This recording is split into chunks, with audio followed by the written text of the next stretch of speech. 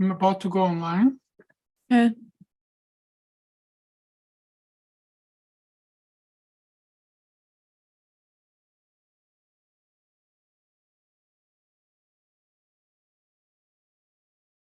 This video not available. Why is it saying that?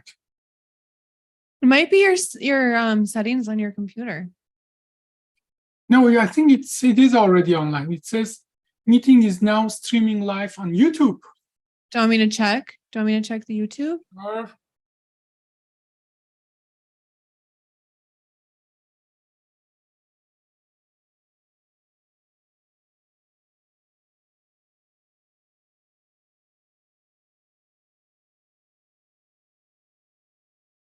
I hope my internet is okay. I haven't really had internet all day.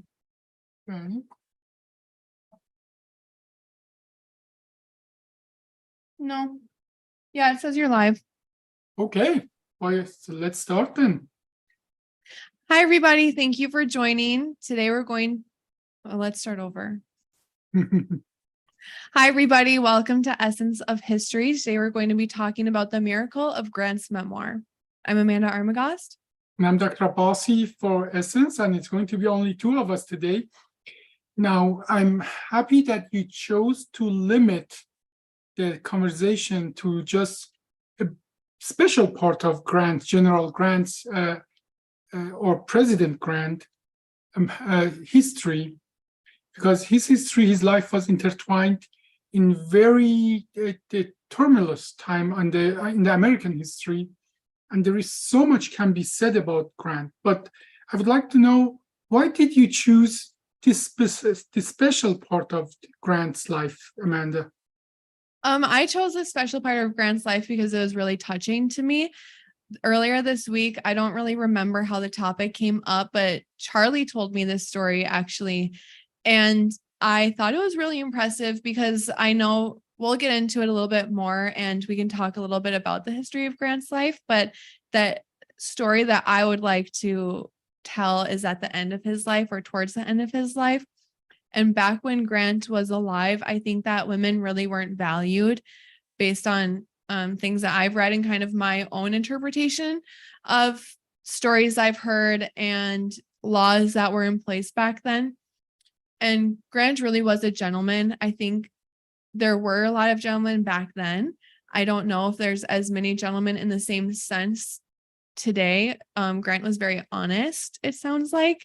And it's just things I never heard about him, never learned about him my entire childhood.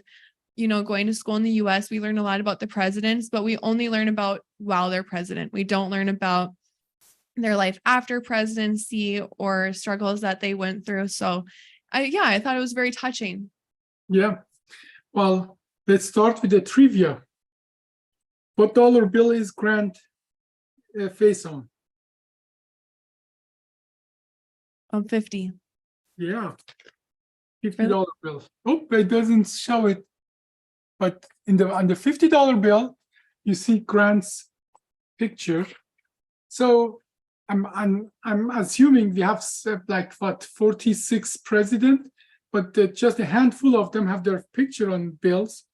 So you must assume that he had a huge impact in the history of United States. Otherwise, you know, there are so many other presidents to choose. Now, certainly we can talk about the Grant toward the end of his life and about that, how it came that he started writing his memoir, because as a president, he was approached numerous times to write that. And he always actually rejected the idea. He was from a very humble background and he refused to make himself to a public spectacle, so to say. As a matter of fact, even his presidency was he had to be convinced to even to be a candidate for presidency. Why did he have to be convinced to be a candidate for presidency? Do you know? Well, for people who are interested, actually there are multiple books, but there is just a very good book called Grant, just called Grant. You can read everything about his history. he was true and true a soldier, a general. And one of the advantages of the United States was, and truly we adhere to that even today, that the officers are gentlemen and they stay away from public light and policy and politics. As a matter of fact, one of the most grievance of almost every general in the United States, past and present, is that they cannot stand politicians. For people who are interested in that, there's a Secretary of Defense, Jesus, forgot his name, just during the Bush time, who took over, and Obama continued his defense ministry, practically to be head of the defense ministry halfway through his presidency during the Iraq War. He wrote a book about how the politician turned into almost like werewolf who sees the moonlight in front of the cameras, in front of the public. That has been always like that. And as a soldier, as a gentleman, as somebody who makes decision about life and death, that has been always, at least it has attracted this kind of gentleman to the military, to the highest level of our military, people who really honor that. And Grant was a huge example of that. He was very famous because practically, and you ask a question, so how deep do you want me go into that? Because his life is tremendous. I think it's interesting. Yeah. I don't know a lot about, I don't know a lot about the lives of any of the presidents. And what I do know is just stuff that I was taught in like the normal American education system. It's not going to be the same as what you would learn in a book. Yeah. Well, let's put it this way. Every time we had soldiers at the head of our military who adhered to this concept that I just described, we thrived, we won wars, we truly were at our best. Every time we didn't adhere to that, we had downfalls. We miserably, wasted people's lives and our resources and so on. And it goes on and on and on. And just before Grant was appointed, toward the beginning, or in the beginning of the Civil War, where lots of Southern generals went to South and were with the Confederacy and so on, we had lots of generals that they would care about their own well-being more than about the nation. I am in a situation right now, and I know what exactly they feel. Do you do what's the best for the patient, or do you do what's best for your practice, for your generalship? Right. That is not a trivial question. To put your patient's safety and well-being in front of yours, that is not what everybody is able to do. And same for general, no different. Do you put your safety of your job in the front line, or do you put the well-being of the nation, or well-being of human being? Because these people weren't killers. And now everybody thinks that generals are killers and so on. So I'm not going to go into details of that, but it was a huge fight, actually, internal fight between Lincoln and many of the generals, to a point that Lincoln said, one of the generals, if you are not going to use the army, may I borrow it? Because Lincoln saw there are multiple things that they could have finished the war much sooner, but the generals were cautious, and that cautiousness was because they didn't want to do a big mistake. They didn't take the chance, like Gettysburg. Gettysburg could have been the end of the war, but when the Confederacy went back, the general in charge of that time didn't want to follow them, didn't want to continue the fall. Let's say, let's reposition ourselves and so on. And that cautiousness cost us 2 more years of war and hundreds of thousands more deaths. Right. And in that position, you don't really have the freedom to be cautious. You're hired or you're put in that role to make the, the safety of the United States a priority and, things like that. So Yeah, and would you say that Abraham Lincoln and President Grant were pretty similar in their values? no, I wouldn't say that. No, but Grant was the person who actually understood what does it mean take the risk for the well-being of the nation, even if he may have to personally pay for that. And you and I, we know right now I'm going through a similar process where what it means to do the right thing for the patient, even if you personally have to pay for that. So I can feel for those people. Okay. Do you know who else was in that camp? A very good friend of Grant, General Sherman.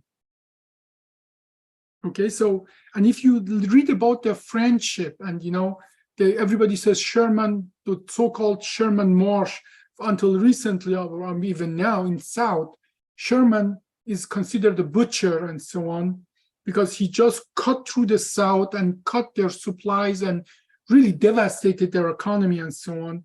But he knew what does it mean to take risk, what is to sacrifice a smaller group of people for the bigger well-being of the nation. And if you know their Grant's friendship with Sherman, how they behaved, the risk they personally took, then you know their soul, that I'm not important. There's something bigger important here. That's the nation. So we have to sacrifice ourselves. We have to exclude ourselves from the public eyes. We have to do the job that we have to do for the well-being of the nation. And as a matter of fact, there were lots of situations where Grant's generalship wasn't sure at all. He had lots of enemies. He has lots of internal enemies. And I'm not going to go through his childhood. He has his own demons. Okay, he had a problem with drinking and so on and so forth. And I'm not going to go through that. That these people are not one-dimensional people. They have, high points and the low points like anybody else, and so on and so forth. But in true of his heart, he was a soldier and he was a general. He wanted not to have to do anything with that, but he made the decision that many people before him didn't do that, but he would do that. And that actually, I can't tell based on the history that the Civil War could have gone much, much longer if it wasn't for Grant and many people who were in his camp. And a nation knew that. The nation knew that they won the war because of the risks that Grant took, because of his, being sharpness as a general. And then he tried to be always away from public eye, but wherever he went, people would just show up. And it was a tumultuous time. Lincoln got assassinated, and obviously that was a disaster. And wasn't he like reconstructing the South? Wasn't that one of his biggest things to do as a president? Grant, yes, it was. But that was, you see that there were huge gap. There were some other people president between Lincoln and Grant, and that was a huge missed opportunity. Now, I should say that the Grant marching in the South saw the misery of the blacks. Okay, so, and that was really close to his heart, contrary to people that came after Lincoln got assassinated, who had no connection. And it was just a chance that they were on this side. They could have been as well on the other side. They had no emotional attachment to any of that. Grant saw the misery and literally really wanted to do major changes. But one of the biggest problem of soldier becoming politician is that in the military, in the war, you behave differently as in a politic. In the military, you steamroll over your opponent. In a politic, you cannot do that. You have to do compromises and so on and so forth. And that was actually a problem for Grant.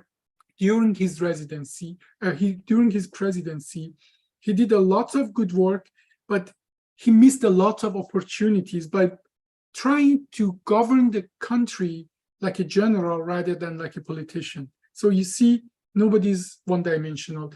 And for that reason, I think, that his presidency wasn't as illustrious, as productive as it could have been, or as his generalship. And but you ask me why he didn't want to become a president. I hope you got the answer from that now. Yeah, but why did he become president? Because multiple reasons. Some of that is family. His family, they would love to be the president's family and so on. But as well, he got truly encouraged by lots of other politicians that they saw him. He has the public literally support to win the presidency easy, and he did. So he got convinced by other politicians and by his family to become a president. Okay, so do you want to get into his relationship, his friendship with Mark Twain? Well, the relationship actually, it is not as big as people think it is. They were friends. Obviously, Mark Twain was a very famous person, and Grant was a famous person. And Grant was approached numerous times to publish his memoir. He didn't think his memoir are important enough to be published. He was offered a lot of money for that, actually. Was he friends with Mark Twain before he was getting the offers? I don't know exact details of the friendship, but I just know that finally Mark Twain offered him from his own money to put money down, publish it, and give him percentage, which was like 5 times higher than somebody else offered him that. And at that point, that is long after his presidency, okay? And he got directly after his presidency, then he was facing a lot of financial struggles. And part of that as well was that, again, most of the generals are not good economists. He couldn't manage his money well, okay? What types of things was he spending his money on? Well, he did speculate in a lot of things, and he got scammed by numerous people, actually, Lots of people who promised him they do great things with his money and took the money and ran. And back then it was easier. Yeah, it was so much easier to take the money and run because there's no social media to track you down or like phones. And he was a trusting person, unjustifiably. And in his political life, the same way, when you're in military, that is all connected. And when you're in military, you're with group of comrades, with group of people, your life depending on each other. Once you start trusting somebody, you put your life in their hand. Okay? Once the Grant start trusting the scammer, the writing was all on the wall. Everybody come and say, he's a scammer and so on. He just dismissed them all, say, no, I know him. He's not a scammer, and so on and so forth. So he lost a lot. Most of his money, right? Yeah.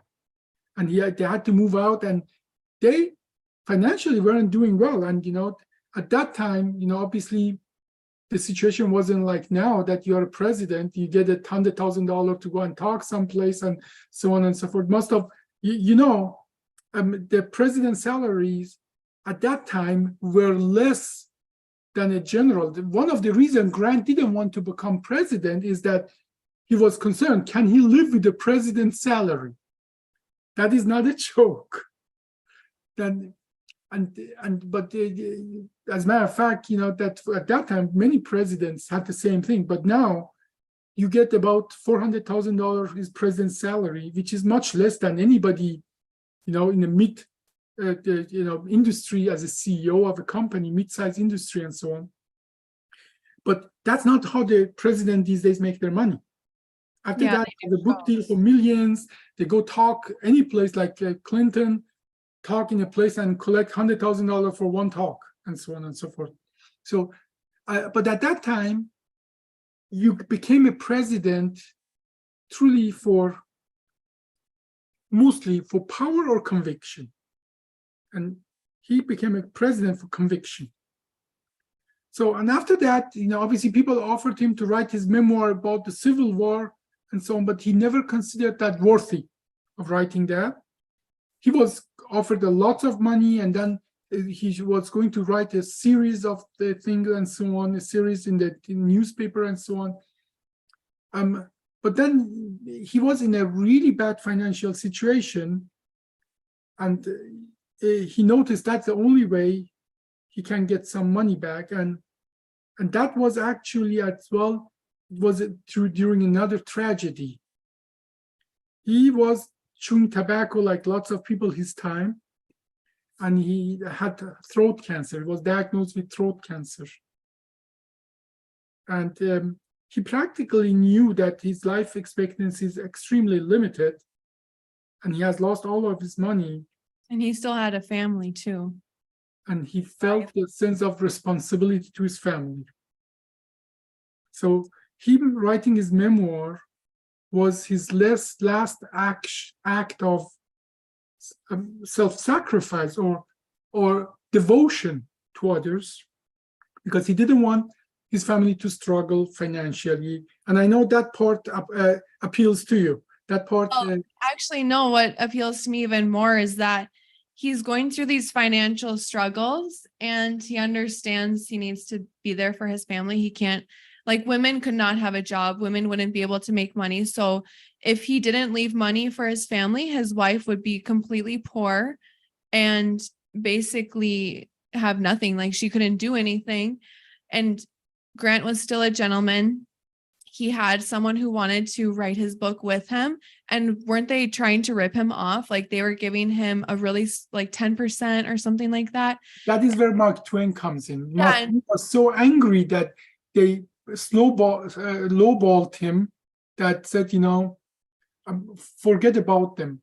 I'm going to put all the money in to publish it, and when the money comes in, you get a huge, part of the income of the books and so on. So, but even then, even after Mark Twain said that you can make way more money with me doing this, Grant was still saying, no, I already made a deal with this publishing company. I'm a gentleman. I shook on it. And here you are. Again, this military attitude, this gentleman attitude. That's the part that really impressed me, is that he had been taken advantage of so many times. He was still doing this selflessly for his family, and still allowing himself to be taken advantage of, because he didn't want to be that man who was taking advantage of somebody else. But Mark Twain was the reasonable person in saying, no, you need to make more money for your family. Like, this amount of money you're going to get from the book still isn't enough for your wife. So I think the original publishing company said that he wasn't going to make any royalties, right? It was just an upfront first cost or first one-time check. And then Mark Twain said he would get 75% of all of the income from the book. And, I don't remember the details. All of that is in that book. But I just know that multiple people approached, and he signed something with this person who was lowballing him. And Mark Twain was enraged about that. Came to the table and tried to get a much better deal for him, and if not, then he would actually make a deal with him directly. So, but it all comes back to that obviously, to the point that again and again in history, people who make significant change in human history, they are not money motivated. Okay. And I know everybody has money worries and so on and so forth, but it is just written all over the history. People who change the destiny of the human being, who change the history, who make an impact, they are motivated sometime by rage, sometime by other motivation that are not noble, but many times by motivation that are noble, by service. They're motivated, provide the service, but almost 98% of the time I can say they are not motivated by money. As a matter of fact, it's one of the almost like a rule of even in the economy. People who are not motivated by money end up making more of it. So, and obviously in Grant, it's a different situation because, he had lots of opportunity to go and talk and so on. He refused all of that. So he wasn't really motivated by money, but he wasn't good at managing the money. So he would have been just fine if he wouldn't have fallen for those scams and so on. So, but all of that came together to what you are trying to convey here, that his memoir, how it came to be, and out of a feeling of responsibility to his family, and so on. So, well, I could go on and on and on about Grant, but what else do we need to talk about? This has been already half an hour, and we have talked about his memoir, which, by the way, it is worth reading, but the books that are written about Grant's memoir are more interesting than the Grant's memoir itself. Yeah, because isn't Grant's memoir pretty dry?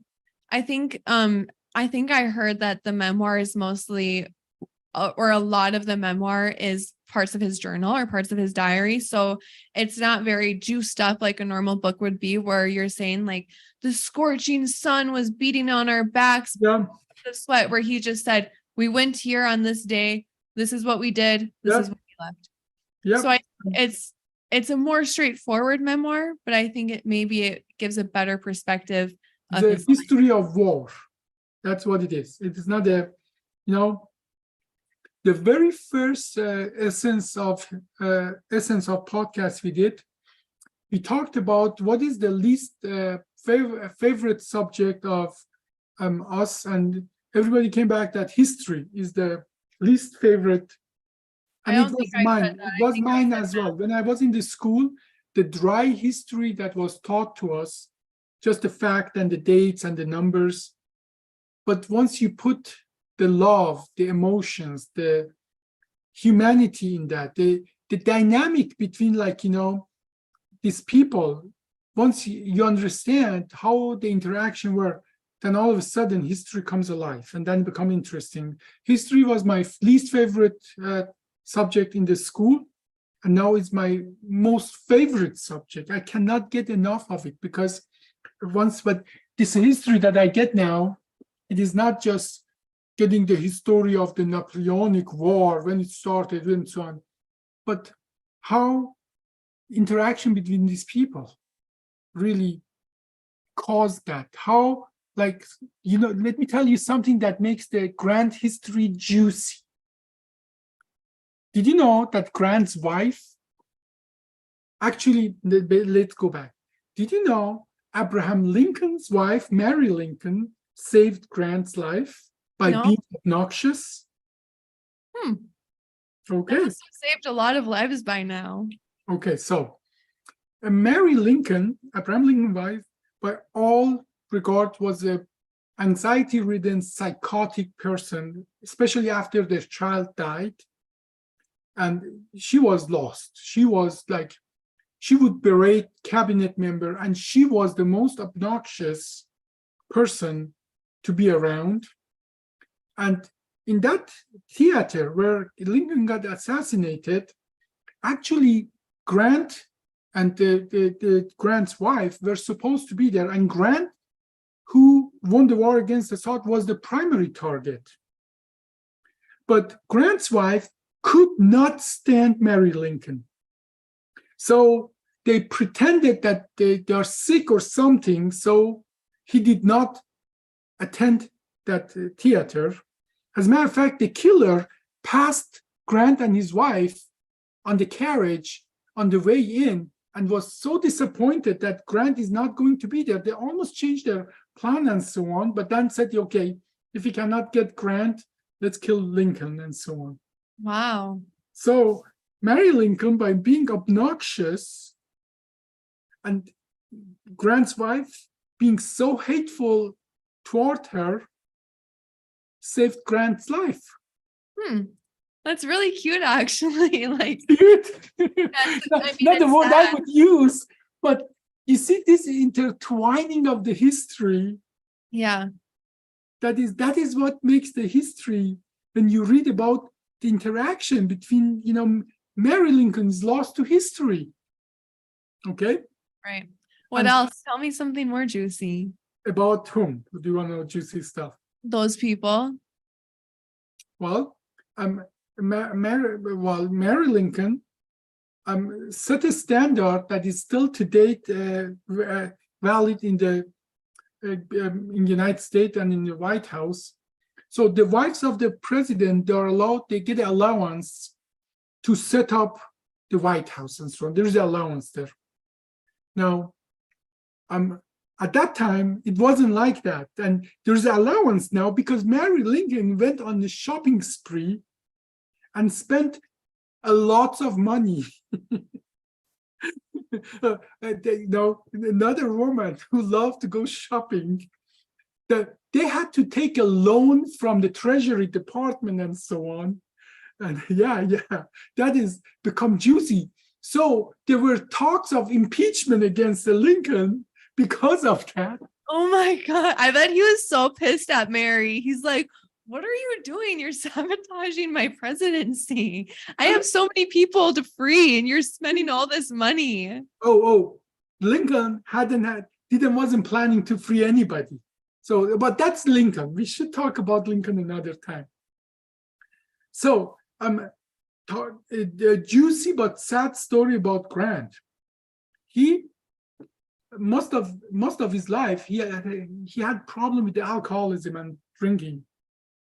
As a matter of fact, he relapsed multiple times, even within his presidency to that. And during his generalship and so on. And he was disciplined even multiple times because of that. And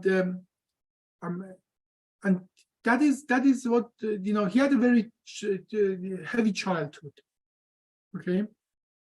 Most of these people have. Most of the people who are significant people, they are significant because of their significant different childhood. Yeah, I have a theory for that. Yeah. And so, and many times, he was accused of being drunk and so on, and he had lots of enemies. And I can sympathize with that too. And because if you are so oriented on your goals and so on, you create a lot of dissatisfaction. People who cannot keep up with you will hate you. Yeah. And then, so that is one part of his history that lots of people try to come and hurt him because of his history of drinking. And his wife was a big factor on him not to, being able to crawl out of this episode of drinking and so on and so forth. So, well, That's not that juicy. Well, it would be all over Fox News today if it was today. Oh, for sure. Yeah. Jimmy Fallon is all over Fox News right now, and he's a talk show host. Yeah. He's all over for being No, drunk. I'm talking about this news of his. If Grant was today, him being drinking and so on would be all over the Fox News with lots of juicy details and so on. Yeah, for Yeah. sure. So I don't know. I think we covered most of related stuff to his memoirs and his sense of responsibility to his family. We should have a series. Well, we should make a series like putting the juiciness back into history or something like that. Yeah, definitely. That makes it more memorable. I think so. Well, thank you guys for watching. This was Essence of History, and today we talked about Grant's memoir.